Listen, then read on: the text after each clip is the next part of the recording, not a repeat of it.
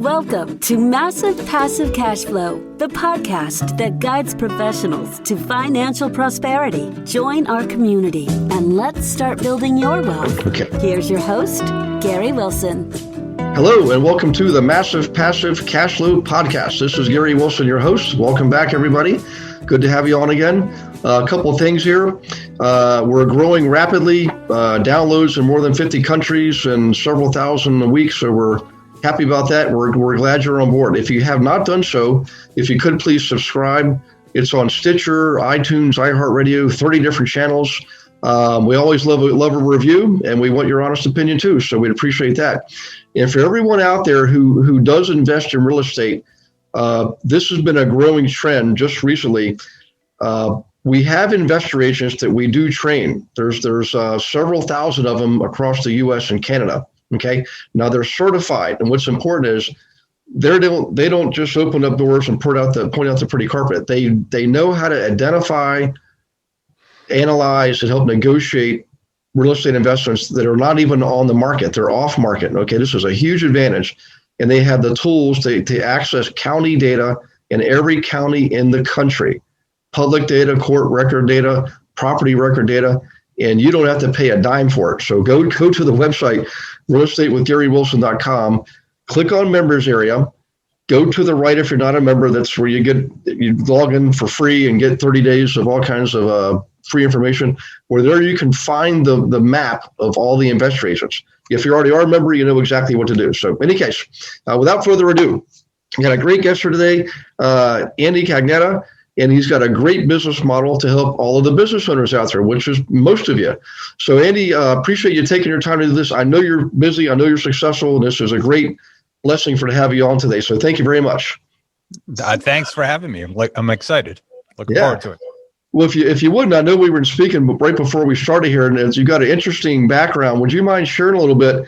Just paint a picture, everyone. Let them know who Andy is, and then we'll jump into some meat and potatoes, Sure. I'm an entrepreneur by heart. I started buying my own business. I started a few businesses, and then I wound up buying and selling one with some family members, and thought it was a great idea that, I could buy a business and not have to, go through that whole startup phase. And so what I did was I was moving down to Florida at my wife's request, where she grew up. And we moved to Florida, and I started looking around to buy business, and there was all these business brokers out here in Florida, and I'd never run into one before.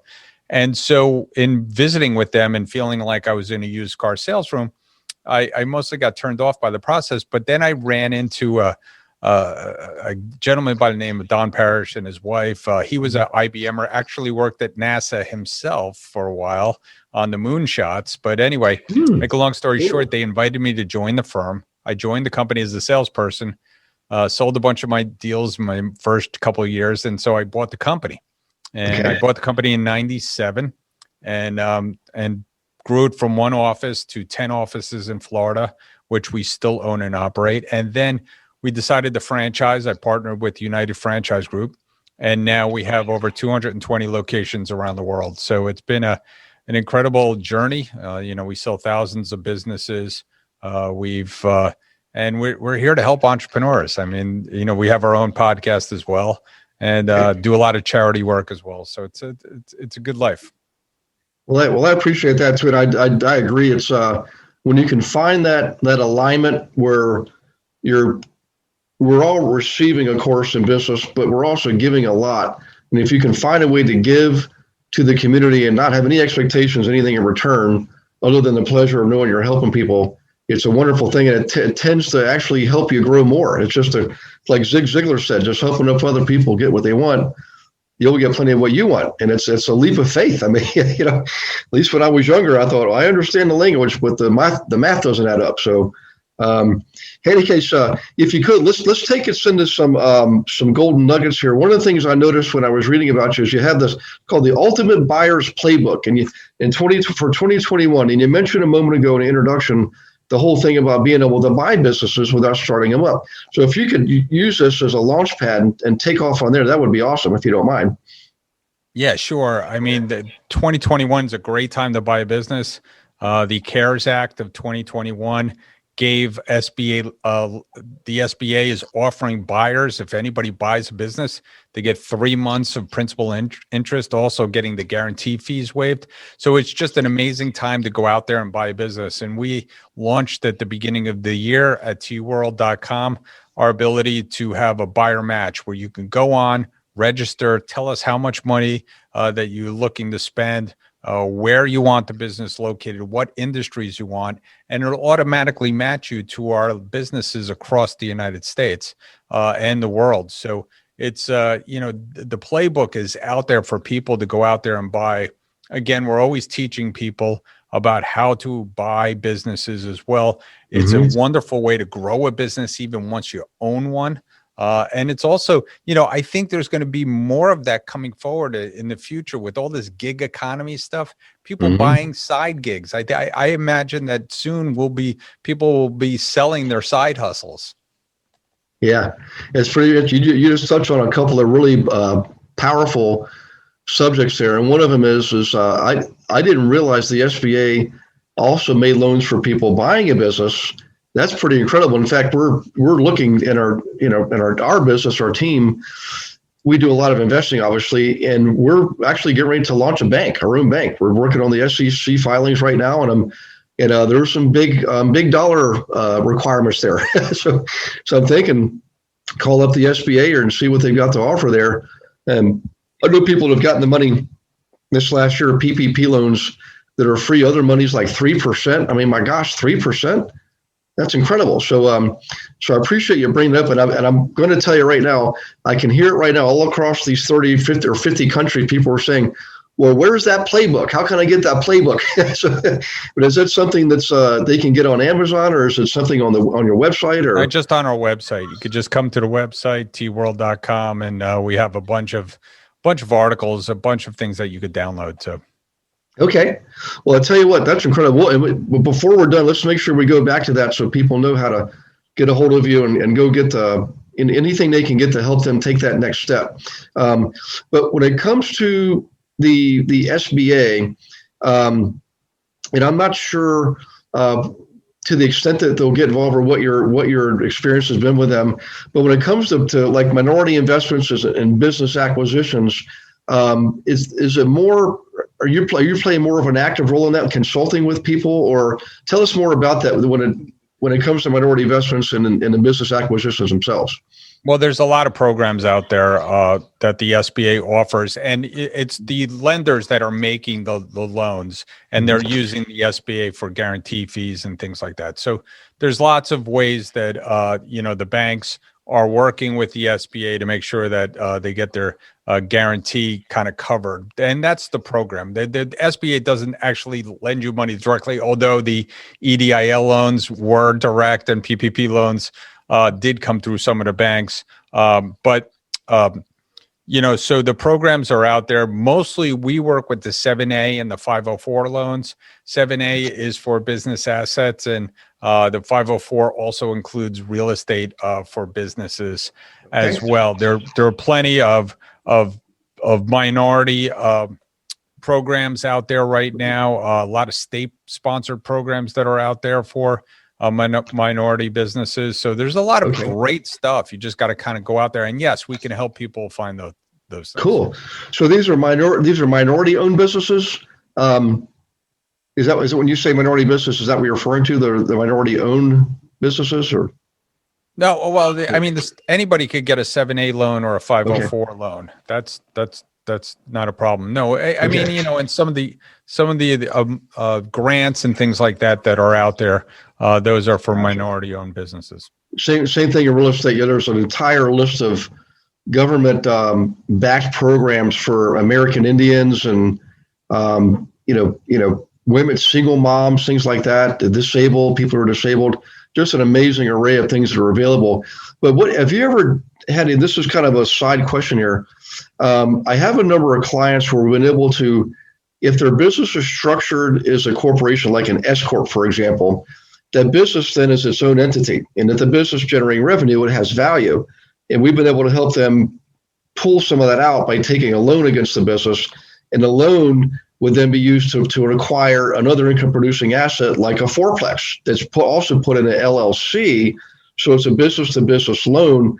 And then later on, they're going back and then borrowing from that equity to buy another dental practice, for example. Do you ever get involved with that kind of stuff? And that's sort of a unique twist on the buying businesses and selling businesses, but I guess the two can be related, Yeah, I haven't seen that, but that sounds like a brilliant plan for people, for people who have businesses to be able to leverage.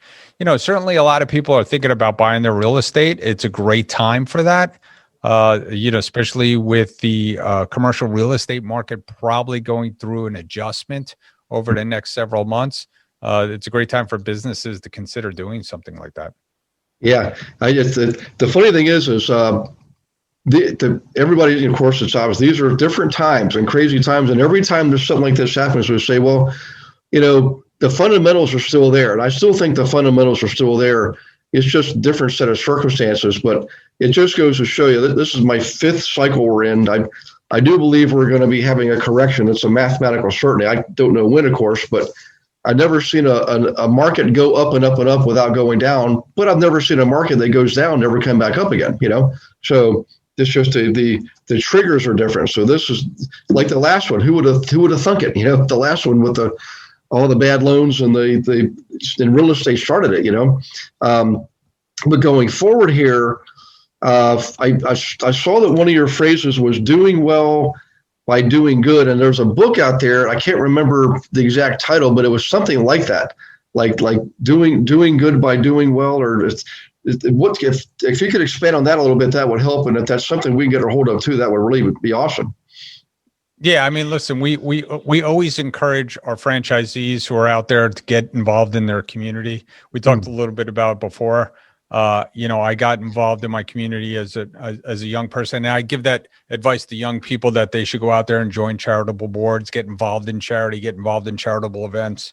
And like you said, you don't do it necessarily just to get something out of it, but right. You do it because, we're taking from the local economy or from the economy in general, and we got to, kind of give back. And it has brought us some of the best business we've ever had. I got involved with a charity that basically is an emergency food pantry and soup kitchen. We built our own building. I happened to be chairman at the time, and I said to everyone, everybody on the board this year has to do something to raise money. And I said, I'm going to cook dinner, because one of my early businesses was a pasta shop, which is another story. But okay, I decided to cook dinner for my friends and family and raise money. So we raised about $500 that year. And every year after we had this pasta dinner, it grew and it grew. And in 2019, the last time we had it in person, we had 1,000 people. We raised about $268,000 that year. Wow. Just this past year, we raised $180,000, and we did nothing other than have a virtual event. And now we're set for the 20th anniversary, which will break $2 million in February of 2022. So we're, it's been a great run. There's a whole theme to it. We get kids and family involved. It's a lot of fun.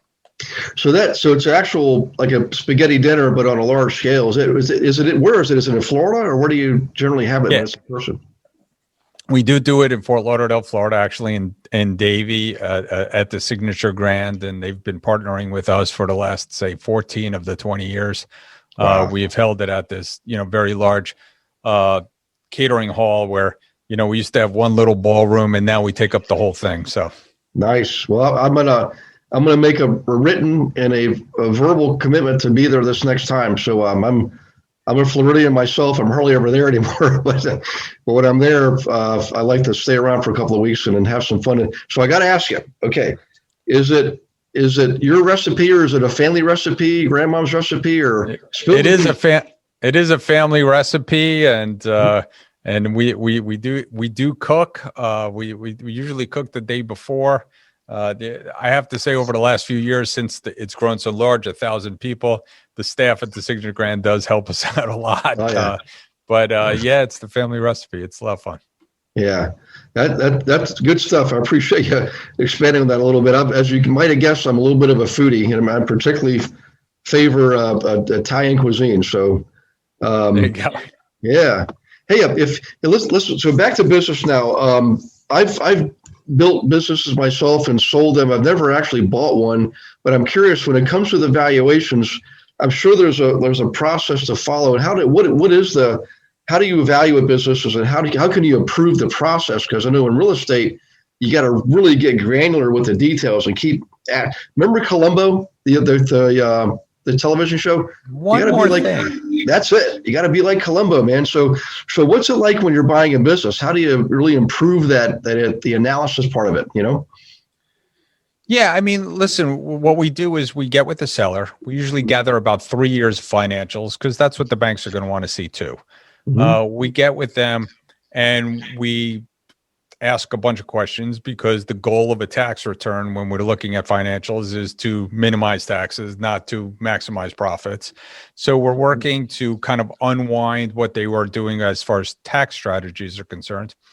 And then we recast those financials, look at them and come up with and compare them to the marketplace. Now, there's several ways to value a business. You could value the income, you could value the assets, but really the most reliable way these days is much like properties. We're pulling comps. And with the internet these days and lots of databases of businesses that have sold in the past, we could do a really good job of comparing those businesses. Now, there's always differences, just like in business, like you said, in properties, you have to get granular and find, do they have customer concentration issues? So only one customer? Do we have in contract issues? There's a lot of things you have to look at, but at the end of the day, you can do a pretty good job of pegging what that business is going to sell for. Okay. Yeah. I imagine there's a lot of, just like we have in rural real estate, there's probably different spreadsheets you can use, and some are simple and some are more complex depending on the size and industry and that type of thing. But really at the end of the day, what it comes down to is the person buying it certainly is looking at the current production, but more often than not, they're probably looking at, okay, what can they do with it? Can they decrease expenses? Can they merge? Can they, expand? Can they franchise? There's all kinds of options for them. But when in today's world, like this last year, obviously has been kind of crazy. And unfortunately, I've seen businesses fold up. It's family restaurants. Again, it breaks my heart because I love to go out and eat. And going out now, and I see restaurants they're permanently, shut the doors. They just couldn't make it. But there's always opportunity and adversity. So what are some of those opportunities that you're seeing out there in spite of all this, Yeah, I mean, listen, I think there's going to be people are going to roar back out there to the tourism industry and to the hospitality industry. People are going to, people want to get out. We're already seeing that here in Florida. The restaurants are packed. The tourism areas are packed.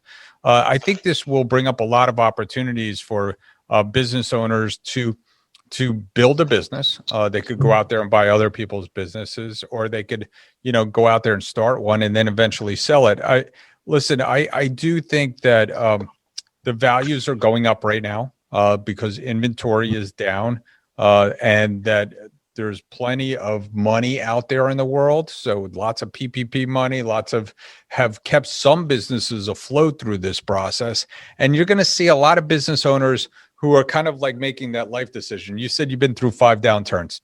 In the last 10 years, we've been through two. We've been through the crisis in 2009, 2010, and now we're going through the COVID crisis. And I think there are some baby boomer business owners that have been like, I'm done. So there's going to be an opportunity for you to pick up those businesses, and they're coming out now because they were kind of surviving on PPP and EIDL loans, EIDL loans. And I think what's going to happen is, they have to make money again. They can't ask the landlords for, a reduction in rent. They have to actually get their customers to spend money, employ people. It's getting harder to employ people. You have to spend more money to employ people. I think we're going to have a lot of business owners that are kind of fed up, ready to go. And that's an opportunity for young people maybe to step in. Yeah. Well, that's pretty awesome. I learned in the past, my first 3 market cycles, I was young and inexperienced and watched too much news and got nervous. But the last one, I'm not saying I'm a genius, but I was relaxed. I knew what to do. I could see what was happening, saw the opportunity, and our business literally grew 6-fold in the first 3 years of the recession. And it's not that I was some kind of opportunist taking advantage of people down in luck. No, it's just simply, using what I had already built ahead of time. I just happened to be perfectly positioned for the recession at the time. And this time now, I'm in pretty good shape too. But what's different is the money's different. Back then, in 2000, late 7, 8, 9, money was tight. It was the capital markets. Nobody was linked. But now, like you said, it seems like there's an abundance out there. So what does that translate to as far as financing? I know we mentioned SBA earlier, but like for private money and conventional and commercial money, what kind of things you're seeing there? And, people are backing purchases or people purchasing themselves. It's just kind of a whole different, interesting subject when it comes to financing, Yeah. I mean, you're seeing, people wanting to put money to work. Like you said before, the banks were out in 2010. They were trying to shore up their balance sheets. The stock market crashed. Now the stock market's hot as ever. People have tons of equity in their securities. People have tons of equity in their house. People have savings from doing okay through the pandemic. Yes, some businesses got hurt worse than others, but people actually saved money through the pandemic too. They weren't traveling, they weren't eating out. Yeah.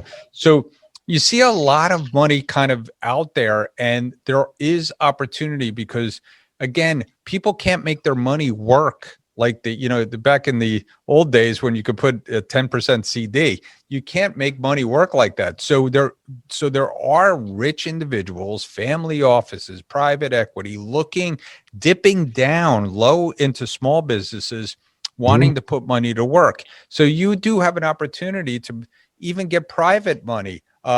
I do think that crowdfunding is going to be a thing. It's not quite there yet for small businesses, but there are crowdfunding sites that have the ability to raise money for businesses. They have been approved by FINRA. It's not quite gelled yet. I've been talking to several of them about perhaps getting involved with them and seeing if people could raise money for a down payment for a business or down payment for a franchise. I think those things are going to come about, and we're going to see a lot more fluid market. I think there's going to be a way for people to place private debt better than they can now. There's going to be a lot of opportunity moving forward. Yeah, I think there'll be some pretty good deals. And I do agree. There's a lot of capital that's looking for a place to land. So I'm sort of excited myself because I don't know if I should say this on a podcast, but I have no debt. I have no business debt, no personal debt. That's total cash basis, and it's just partly my age. I'm not like I'm in my 30s anymore. If I go out there and roll the dice and come up empty, I don't have 30 or 40 years to recover. So I'm a different strategy for me. No, I feel you. I'm sort of in the same place. Yeah, I know I only look like I'm 29, but got a lot more experience than that. So, but the thing is, I am looking for opportunities, and there's a couple I'm looking at right now that have sprung up literally in the last year. It just goes to show you, never, ever underestimate the resiliency of the entrepreneurial spirit or the American spirit. I mean, we will find a way. We always have, and there's neat things coming out as far as like, what do we do with our empty properties now? There's not many of them out there, but there are, and you can use them for corporate housing. And it's just a whole new thing that's been around forever, but now we're sort of commercializing it. Traveling nurses. There's a shortage of housing for traveling. There's a shortage of housing for seniors.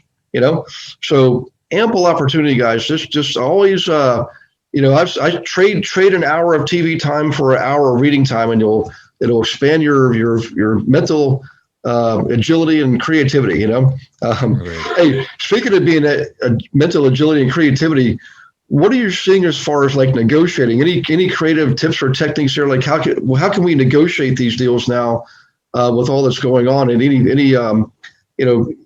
anything we can do creatively and think outside the box along those lines? Well, listen, negotiation is trying to get something that you want. What you really need to do is find out what the other people want. And the more you could like see it through their eyes, there's some great books out there. Chris Voss, Never Split the Difference, Stuart Diamond. There's some great authors out there that have written some books, Cialdini, talking about how to influence people. And really it's about understanding what their needs are first, getting, liking them. And it's funny. I was just on the phone with somebody who's a Cialdini guy, and he was talking about, just if you like them, you're going to want to do the right thing by them, and then they'll like you. Most of the time, you could get together with people and you could have similar interests in getting a deal done. We always say buyers always, the buyer wants to buy, the seller wants to sell. It's just up to us to help them negotiate it. There's lots of little tricks, understanding body language when people are getting closed up or shaking their heads. I like Chris Voss's idea of letting people say no, get a no early. There's, things like extreme anchors, like you tell people that it's a ridiculous price, and then when you tell them the real price, it's not as bad. There's a lot of little tricks that you use. Uneven numbers. People don't like even numbers. So there are little tricks out there in the negotiating world to just make people feel better. We're not trying to trick anybody into doing anything. I always say, even a piece of real estate or a business, we can't trick someone that day into buying a business, it's a big, long process. We have to find the people that want it and then educate them and then, show them that they're making the right decision. Yeah. Because one of my favorite tricks is, it doesn't matter the size of the price. It's be very specific. Like instead of saying, we'll give you $600,000 for that, we'll say, we're going to give you $1,318.57. And it stumps her like, what? Where'd you come up with that figure? Like, we did our homework. We did our math. We know exactly what this is worth. And it's amazing. It gets people to sort of shocks them a little bit, Uneven numbers work. They do. Hey, you mentioned a couple guys, Cialdini. I've read his books. I love him. He's a great writer, great subjects. And you mentioned Chris DeVos. Is that one of Rich DeVos's sons? No. I know Rich DeVos. I actually got to meet Rich DeVos, a great guy. But no, Chris Voss, Voss, Chris. Oh, gotcha. Okay. And he was an FBI negotiator. Great book. Never Split the Difference. It's just an interesting read, and it kind of changes your mind that you would never try to hurt someone that you want something from. And he has some ideas of how to do that.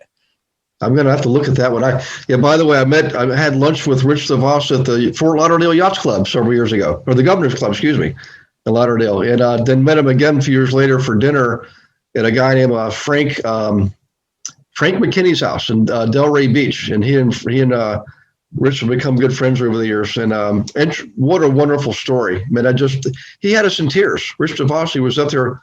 He didn't talk about business. He stood up to talk to us, talked about his family and his four children and sailing and how he met the person he got his replacement heart from. And we're just like bawling, listening to this guy talk. And it was just one of the most amazing things I've ever experienced, Yeah. And you brought up another great guy, Frank McKinney, who's a big thinker, big real estate guy, and doing some really good things in some foreign countries to help kids. And, Frank helped us at our soup kitchen that we were talking about. Kidding. Frank has helped us. Yes. No, there you go.